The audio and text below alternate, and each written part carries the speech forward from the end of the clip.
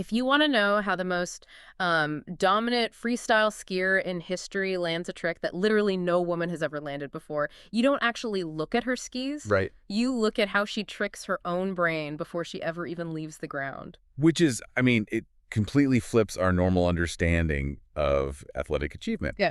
Because we tend to focus entirely on the physical output. Yeah, the muscle memory. Exactly. The Yeah. speed, the raw talent. And we just ignore the invisible cognitive architecture that actually dictates all of those physical movements. And the architecture we are exploring today belongs to Eileen Gu, or also known as Gu Ailing. Yeah. For those who somehow missed her taking over the entire winter sports world, she's the most decorated freestyle skier in Olympic history. It's wild. 3 golds and 3 silvers, spanning from Beijing 2022 to Milano Cortina 2026. Plus, recently becoming the inaugural Snow League world champion. But, we aren't here just to list her medals. We're here to reverse engineer her mind. Because she's 22 years old, an international fashion model making over $23 million a year, and a Stanford student studying quantum physics. Which is just an impossible resume. It really is. And to do this, we are synthesizing a really fascinating stack of sources for this deep dive. Right, we get a deep psychological analysis from Marie Claire UK. Mm-hmm. We have performance breakdowns from Sport Bible and the Snow League. We got business insights from Northeastern Global News and some great background reporting from CSP Times. And most crucially, I think, we are pulling heavily from this highly intimate personal essay that Eileen herself wrote for the New York Times, along with some transcripts from her viral press conferences. Yeah, her own words are really the key here. Exactly. So the mission for you listening today is simple. We want to extract the exact mental models, the brain training methods, and the raw psychology behind her elite performance, so you can apply that blueprint to your own life. I love that. Okay, let's unpack this, because before we get into the literal rewiring of her brain, we really need to look at the architect who helped build her worldview, right? Yes, absolutely. We have to talk about her mother, Eileen Gu. Because that background reporting from CSP Times on her mother is, well, it reads like an overachiever's masterclass. It really does. So she was raised in China by government engineers, went on to study chemistry and biochemistry at the elite Peking University, and then she immigrated to the U.S. in the 80s. Right. From there, she earns a master's in molecular biology at Auburn, does research at Rockefeller University, finishes with an MBA from Stanford, and then launches a career on Wall Street. Wait, Wall Street. And while juggling a high-powered finance career, she also works as a part-time ski instructor in Lake Tahoe. Yeah, that's how she put Eileen on skis at age 8. It's incredible. And by age 9, Eileen is winning national titles. And she was raised largely as a single mother alongside Eileen's grandmother in San Francisco, which, by the way, is why Eileen made that huge 2019 decision to compete internationally for China. Right, to inspire millions of young girls in her mother's birthplace. But, reading that resume, Stanford MBA, Wall Street single mother, raising a literal child prodigy, it is so easy to project this classic high-pressure tiger mom narrative onto that dynamic. Oh, for sure. Like, it sounds like a recipe for eventual burnout. Does the source material actually support that assumption, that she was pushed too hard? Actually, the sources dismantle that assumption completely. Really? Yeah, Eileen consistently refers to her mom as her best friend, not a taskmaster. Eileen Gu didn't architect this high-anxiety environment of relentless pressure. She built a foundation of immense psychological safety. Oh, wow. She just understood how her daughter's intensely analytical mind worked and communicated with her on that exact level. So it was about nurturing ambition, not forcing it. And that psychological safety is such a crucial variable because, when you aren't constantly worried about losing your parents' approval, you actually have the cognitive freedom to take the reins of your own mental development. Yeah, exactly. Which brings us right to that viral press conference transcript. Yes, the one where a reporter asks her how she manages to answer these complex questions so comprehensively on the fly. Right. And her response is incredibly telling. She says she spends a massive amount of time inside her own head, and she views her thought process as, quote, tinkering like a scientist. Tinkering like a scientist. I love that. It's the skeleton key to her entire philosophy. Yeah. Because what she's doing there is consciously weaponizing neuroplasticity. And just to strip away the jargon for a second, neuroplasticity is simply the brain's biological ability to rewire itself, right, in response to thoughts, experiences, challenges. Right. Every time you think a thought or practice a physical movement, you are strengthening a specific neural circuit. And Eileen is hypersensitive to this reality. Yeah, in that same transcript, she points out that being 22 years old is actually a massive biological advantage because her young brain is in the state of peak adaptability. She knows her brain is still literally molding itself. Exactly. And she journals relentlessly to break down her thought processes. She operates under this mantra. I have it here. She says, "You can control what you think. You can control how you think. And therefore, you can control who you are." And we see this echoed in the commentary from Ariana Huffington that's in our sources. Huffington observes that athletes of Gu's caliber, they don't rely on motivation to create routines. Right, because motivation is fleeting. Exactly. It comes and goes. Instead, they use behavioral science to completely bypass decision fatigue. By consciously repeating these tiny, deliberate choices every single day, they use neuroplasticity to hardwire those elite behaviors into their basal ganglia. It just makes them automatic. I always visualize neuroplasticity like carving a brand new ski trail through fresh, deep snow. Oh, that's a great analogy. Right. Like the very first time you ski it, it's slow, it's exhausting. You have to actively think about every single turn, every weight shift. Yeah. But the more you ski this exact same route, the snow packs down, a permanent groove forms, and eventually you just fly down the mountain with zero conscious effort.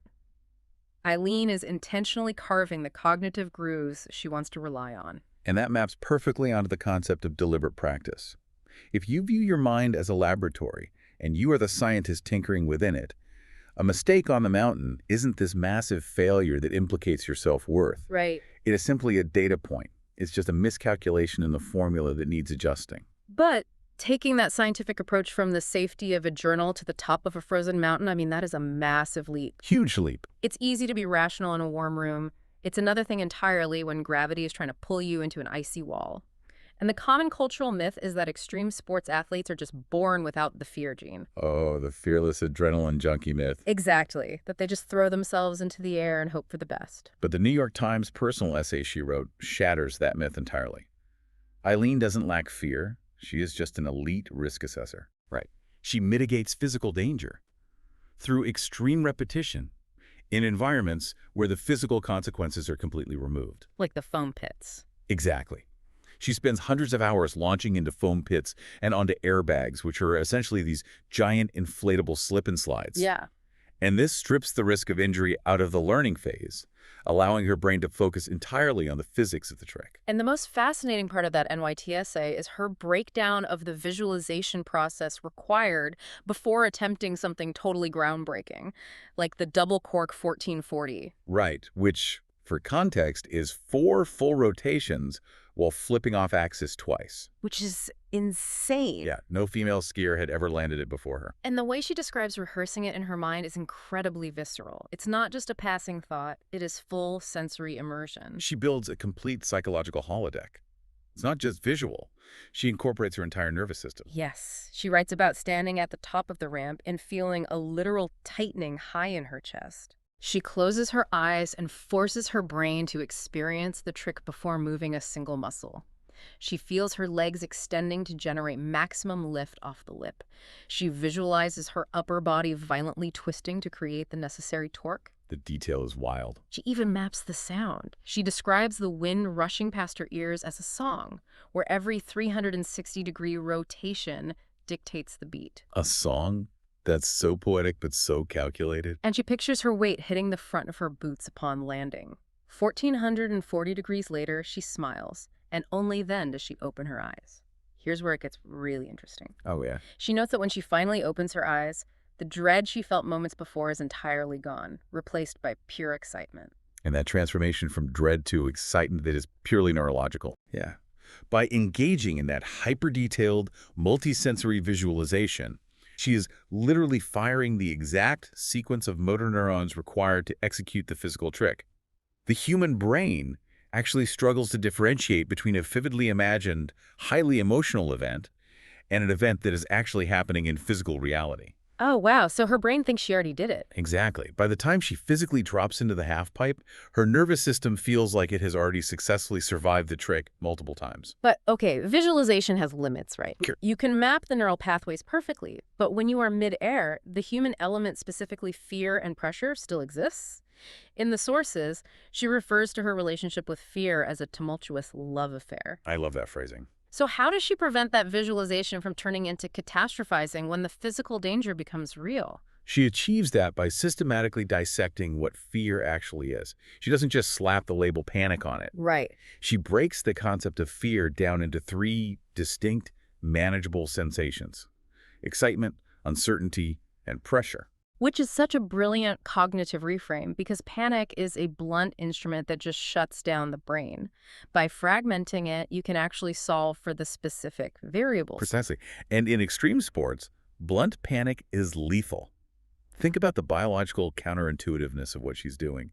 Launching yourself off a steep kicker goes against every human survival instinct. Oh yeah, your danger instinct is screaming at you to stop. Right.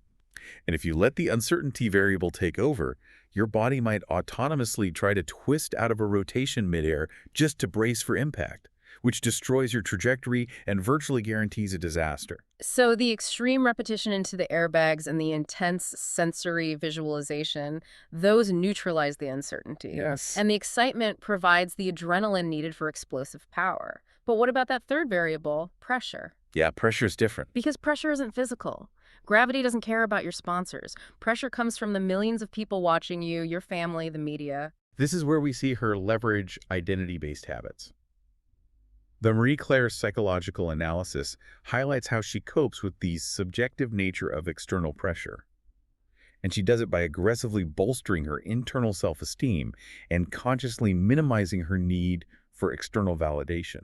I want to push back on that idea, though, because it feels like a bit of a paradox. How so? Well, if you are an elite competitor and you genuinely detach yourself from the need for external validation, or if you detach yourself from caring about the outcome entirely, don't you inherently lose the competitive edge that makes you elite? Like, how do you win 5 Olympic medals if you don't desperately need to win? It is deeply counterintuitive, I agree. But detaching your self-worth from the outcome is exactly what creates the competitive edge. The psychologist Kamlin Kaur breaks this down in the Marie Claire piece. Okay. When your core identity is enmeshed with your performance, every single setback is an existential threat. If your brain believes losing this race means I am fundamentally inadequate, your nervous system triggers an intense anxiety spiral. Right, because it's life or death to your ego. Exactly. But if your identity is separate from the outcome, a mistake is just a mistake. Thinking this trick didn't go as hoped allows for immediate correction. Thinking I am a failure causes hesitation. I see. By not needing the gold medal to prove she has value as a human being, Eileen frees herself from performance-driven exhaustion. It allows her to take prepared, massive risks without that fatal split second of hesitation. So building that mental armor allows her to survive the mountain, but she has to turn around and use that exact same armor against a much more complicated threat. The media. Global media and political pressure. And I want to be super clear to you listening, our goal right now is just to impartially report on the interactions documented in our sources to understand her psychological responses. We're not taking sides here. Right, just analyzing the mindset. Exactly. So the Sport Bible piece details criticism she received from U.S. Vice President J.D. Vance. He publicly criticized her decision to represent China after benefiting from the U.S. education system and American freedoms, stating he roots for athletes who identify as Americans. Right.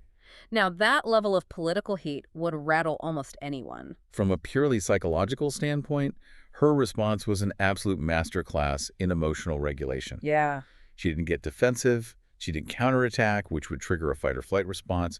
Her public reply was simply, "I'm flattered. Thanks, JD. That's sweet." Wow. She then analytically noted that critics often lump China into a monolithic entity and suggested the criticism is loud, primarily just because she wins. Maintaining that level of composure when a massive global narrative is being forced onto you requires intense cognitive reframing. It does. And we see her utilize that same tool with aggressive sports reporters. No. The sources highlight this moment where a reporter asks her if she saw the silver medals she won at the Olympics as 2 golds lost. That is a classic loaded question. It is engineered entirely to provoke a defensive emotional reaction. Oh, totally. And she completely refused to read the script the reporter handed her. Her cognitive reframe was masterful. What did she say? She stated that she is doing things in the sport that have quite literally never been done before. She pointed out the mathematical reality that winning 5 Olympic medals is exponentially harder than winning 1, and that viewing her achievements through the lens of 2 medals lost is just ridiculous. She simply rejected the premise. It perfectly demonstrates her default operating state, which is prioritizing curiosity over judgment. Yeah. There was another interaction detailed in the sources where a reporter prefaced a question with, "This isn't supposed to be rude, but do you think before you speak?" Which is undeniably rude. It's totally designed to insult.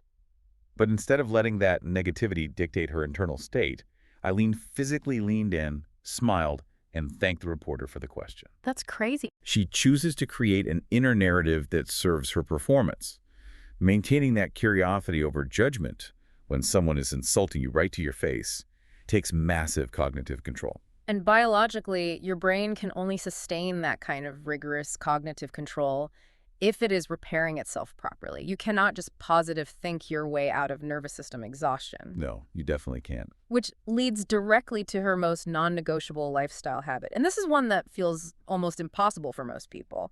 She rigorously prioritizes 10 hours of sleep a night. 10 hours. 10 hours, while balancing a full course load at Stanford, brand deals, and international competition.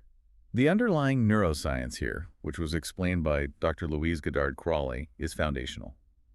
Sleep is not just rest.